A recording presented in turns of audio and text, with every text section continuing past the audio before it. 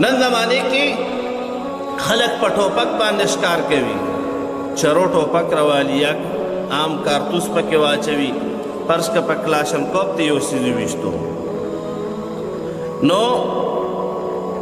یا یو سړی په تیر باندې ښکار کوي، بسم الله الله اکبر په تیر باندې ښکار کول، خو که دا په نیغه ولګېدو ښه په سوکې باندې نو دا ښکار دغه دی مړ هم شو که نه، او بسم الله الله اکبر دې ویلې وي او په نیغه ولګېده بس بیا راوړه خیر ده، او که نه په پلنو باندې ولګېدو نو بیا خوړل حرام دي. که ژوندی دې راوستو نو بیا خو حلال که، او که نه دغه ډب سره مړ شو، لکه مونږ چې ماشومانو تقریبا د سپین ږیرو زمانې کې مونږ به په لیندې باندې مرغۍ ویشتې، او داسې دی عجیبه دور و چې ما مرغۍ نه بې سر ونیو بس بسم الله الله اکبر مې په لاس پې ترې ویستو، دا خو حرام دي خوړل. ټولو خلکو ګورې داسې کړي دي، چاړه چېرته وه سر به یې ترې نه ونیو بسم الله الله اکبر وې دا حلال ده، نه دا خوړل حرام دي. کم سیس چې په تیرو باندې حلال نه شو،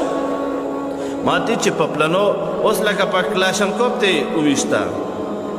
او مړ شو، دا خوړل حرام دي. ولې کلاشنکوف ګولۍ تیره نه ده، دا غونډۍ ده، دا په زور سره شلوي، دا خو په تیروالي د وجې نه نه ده شلولي، دا خو دې د زور د وجې نه دا مارغه شلولی ده. اوس یو سړی ده څاروی ته نه کوهي کې پرېوتو، کوهي کې دې ته ذبح اضطراري وایي ښه، کوهي کې د څاروی پرېوتو نو که دا اوس دا څاروی راوباسي خو مړ به شي. زمونږ شریعت مبارک دا حکم کړی د فقهای کرام چې بره نه چاړه وروله بسم الله الله اکبر ویا او داسې چاړه وروله،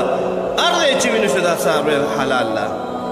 خو په دې شرط چې په نیغو باندې په وینې شو، چاړه پکې خشه شوه او دا وینې شو بس دا حلال ده.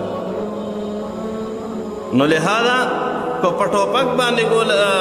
د ټوپک په ګولۍ باندې کارتوس باندې وولې او ژوندی نه نو ګوره بیا به دا نه خورې. ولې ما درته وي دا په تیره باندې نه ده، دا د کلاشنکوف زور دا خپل د بارودو په زور باندې دا ګولۍ ووځي او دا هغه لاړ شي دا وشلوي، او دغه رنګې په نوګدار غش هم نه وي ښه، غش وي خو په پلنو باندې لاړ شي او په خپل زور سره وشلوله، دا خوړل حرام دي. شریعت مبارک ګوره دا احکام ذکر کړي دي.